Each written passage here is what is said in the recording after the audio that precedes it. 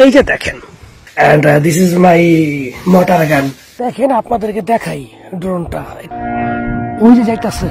Ukraine Russia যুদ্ধে frontliner হিসেবে অনেক বাংলাদেশির ভিডিও দেখতে পাচ্ছি ইদানিং সোশ্যাল মিডিয়াতে। এই যে যতগুলো ভিডিও সোশ্যাল মিডিয়াতে আমরা দেখতে পাচ্ছি, সেই ভিডিওগুলোর মধ্যে একটা ব্যক্তি খুব ফেমাস, এনার নাম হচ্ছে সোহেল সর্দার নীরব, যিনি রাজশাহীতে বাড়ি, যিনি হচ্ছে বাংলাদেশি, কিন্তু তিনি রাশিয়া গিয়ে রাশিয়া ইউক্রেন যুদ্ধে ফ্রন্টলাইনার হিসেবে তিনি মেবি ডোনেস্কের কোনো একটা জায়গাতে, কোনো একটা বর্ডার এরিয়াতে রাশিয়ান বাহিনীর সঙ্গে কাজ করছেন ফ্রন্টলাইনার হিসেবে। তিনি তার ভিডিওতে দেখাচ্ছেন এই যে রাস্তায় ল্যান্ডমাইন পাতা, তারপর শত্রুপক্ষের ড্রোন এসে হামলা করছে, শত্রুপক্ষের ড্রোনগুলো তারা গুলি করে নামিয়েছে, তারপর তারা বিভিন্ন রকম অস্ত্র দেখাচ্ছে, বিভিন্ন রকম গ্রেনেড দেখাচ্ছে, ট্যাঙ্ক দেখাচ্ছে, কিভাবে থাকছেন খাচ্ছেন, বিভিন্ন রকম ভিডিও দেখাচ্ছেন।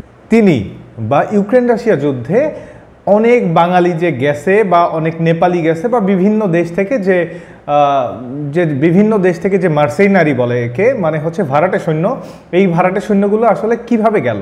তো এই ভাড়াটে সৈন্যগুলো মূলত হচ্ছে যারা হচ্ছে একটু নিম্নবিত্ত, অনেক টাকা পয়সার ক্রাইসিস থাকে, যারা হচ্ছে এই দালালের খপ্পরে পড়ে রাশিয়া ইউক্রেন যুদ্ধে রাশিয়ায় দালাল তাদের কাজ দেবার কথা বলে যখন নিয়ে যায়, তো তখন ওখানে গিয়ে তাদের একটা এগ্রিমেন্ট পেপারে সাইন করে। বা বিভিন্ন প্রবাসী যাদের হচ্ছে টাকা পয়সা, মানে বাংলাদেশি টাকায় ৩-৪ লাখ টাকার একটা প্রলোভন দেখায়, যাদের ওই দেশে যে দেশে আছেন ওই দেশে তাদের কাজের ক্রাইসিস, তো ওই প্রলোভন দেখিয়ে তাকে যখন তারা দেখে যে না আসলে জীবনযাত্রার একটু মান উন্নয়ন হবে, তারা হয়তো জানেও না যে তারা ইউক্রেন রাশিয়া যুদ্ধতে ফ্রন্টলাইনার হিসেবে যুদ্ধ করবেন বা কাজ করবেন, তো ওই ৩-৪ লাখ টাকা বাংলাদেশি টাকা মানে তাদের কাছে বা তার পরিবারের কাছে অনেক, তো সবাই তো আসলে পরিবারের জন্যই এগুলো করে। তো যখন হচ্ছে রাশিয়া তাদের নিয়ে যায় এই লোভ দিয়ে, তো তখন তাদের একটা এগ্রিমেন্ট পেপার বা চুক্তি সাইন করা হয়। তো ওই চুক্তি দেখা গেল রুশ ভাষায় লেখা, ওই চুক্তি পত্রটা তারা হয়তো জানেও না যে ওই চুক্তিপত্রে আসলে কি লেখা আছে, তো তারা না জেনেই সাইন করে দেয়। পরে দেখা গেল তারা রাশিয়া ইউক্রেন বর্ডারের কোনো একটা জায়গায় যুদ্ধক্ষেত্রে ফ্রন্টলাইনার হিসেবে চলে গেছেন। তো তাদের এত সিলি বা এত অ্যামেচার ট্রেনিং দিয়ে পাঠানো হয় বা এত অ্যামেচার ট্রেনিং দেওয়া হয়, তাদের না ভাষাগত কোনো দক্ষতা থাকে, না তাদের অস্ত্র শস্ত্রের উপর ওই লেভেলের কোনো দক্ষতা থাকে, তো তাদের মৃত্যুর ঝুঁকি বা মৃত্যুর সম্ভাবনা অনেকটাই বেশি ওই বর্ডারগুলোতে। তো একবার চিন্তা করেন, রাশিয়া ইউক্রেন বর্ডারে আছেন, আপনি যার সঙ্গে যুদ্ধ করছেন তার সঙ্গে আপনি কোনোভাবে ভাষাগত আপনার মিল নেই, তারপর আপনি কিভাবে তথ্য আদান প্রদান করবেন, বা হচ্ছে অস্ত্রশস্ত্র সম্পর্কে আপনি ওইভাবে অভিজ্ঞ না, একটা ড্রোন আসলে কিভাবে নামাবেন, বা বিভিন্ন শত্রুপক্ষ ফ্রন্টলাইনে তো অনেক ধরনের বিপদ থাকে। ফ্রন্টলাইন মানেই মৃত্যু, নর্মালি যুদ্ধ মানেই মৃত্যু, আর ফ্রন্টলাইন তো যুদ্ধের সবচেয়ে ভয়াবহ একটা পার্ট। তো এই ফ্রন্টলাইনে যখন এই ধরনের লোকজন যায়, অ্যামেচার লোকজন যায়, তো তাদের কমিউনিকেশন স্কিল যেমন থাকে না, যেমন পাশের যোদ্ধার সঙ্গেই তারা কমিউনিকেট করতে পারে না, তো তাদের এইসব সমস্যার কারণের জন্য তাদের মৃত্যুর ঝুঁকি বেড়ে যায়। এখন কথা হচ্ছে, ওই যুদ্ধক্ষেত্রে যদি তারা মৃত্যুবরণ করে, তো তাদের পরিবারকে কি রাশিয়ান গভর্নমেন্ট কম্পেনসেট করবে?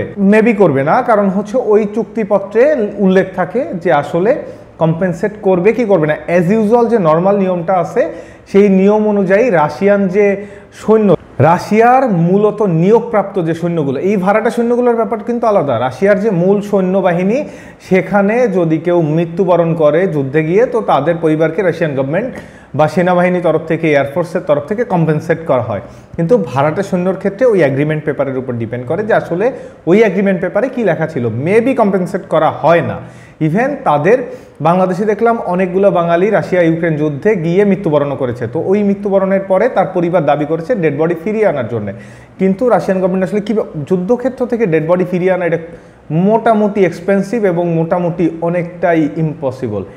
তো তাদের ডেড বডিগুলোও পাওয়া অসম্ভব, পরিবার তাদের কম্পেনসেশনও পায় না, ডেড বডিও পাচ্ছে না। এই যে যারা আসলে দালালের খপ্পরে পড়ে এই যুদ্ধক্ষেত্রে চলে গেছে, তো তাদের আসলে ফিউচারটা কি? তাদের আসলে ফিউচারটা হচ্ছে, যেহেতু তুমি বাংলাদেশি বা তুমি নেপালি বা তুমি বিভিন্ন অন্যান্য দেশের নাগরিক, তো তুমি আর একটা দেশের ভাড়াটা সৈন্য হিসেবে যুদ্ধ করতে গেছো, তো এটা একটা ইন্টারন্যাশনাল ক্রাইম।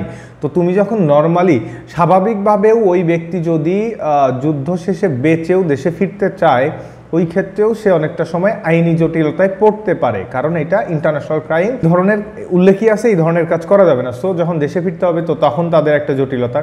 হ্যাঁ, ঠিক আছে, স্বাভাবিক পরিস্থিতিতে কিছু অর্থের কারণে তারা হয়তো ওই যুদ্ধক্ষেত্রে ওই ফ্রন্টলাইনে যোদ্ধা হিসেবে অবতীর্ণ হচ্ছে, কিন্তু তাদের পরবর্তী ভবিষ্যৎ সম্পর্কে আসলেই সন্দিহান থাকাই উচিত। কারণ হচ্ছে স্বাভাবিক কথা, আসলে রাশিয়া তাদের তো মনে হয় না কম্পেনসেট করবে, কারণ তারা ভাড়াটে সৈন্য।